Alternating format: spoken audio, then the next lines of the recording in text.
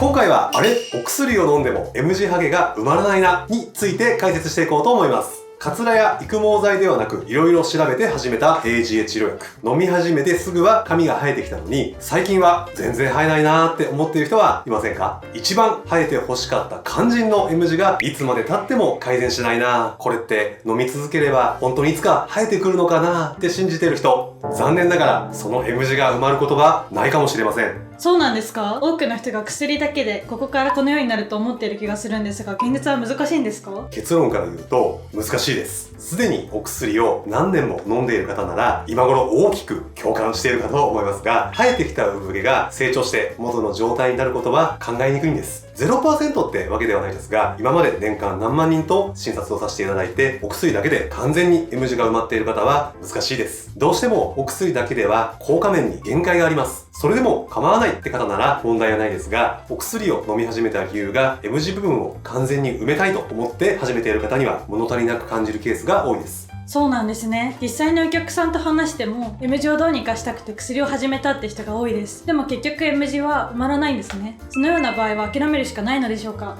まだ諦める必要はないんですよ。実はお薬でも埋まらない厄介な M 字を完全に埋めることができるたった一つの治療があるんです。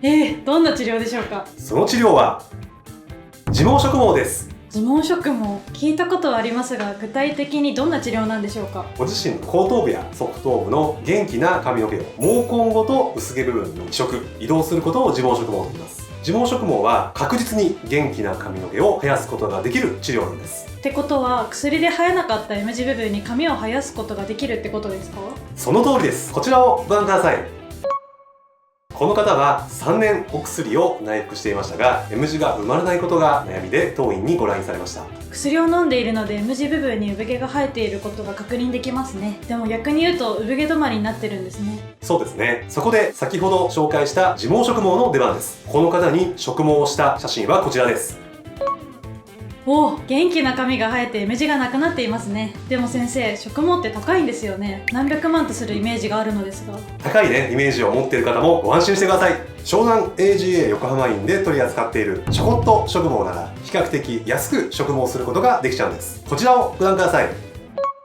この方は当院でちょこっと植毛をした男性のデザイン写真です。写真でわかる通り M 字部分のみに300グラフトで植毛しています。このデザイン部分に植毛していくんですね。ではこの方は実際に総額いくらかかったのか見ていきましょう。ノンシェーブン植毛モニター価格300グラフトで22万8000円、1グラフト760円なので単純に 760×300 ってことですね。それに加えて植毛を行うために必要な採血代が1万5950円、さらにフィナステリド内服薬とミノキシジル内服薬の3ヶ月分、これが1万円、全てを合わせると最終的にかかるのは25万3950円なんです。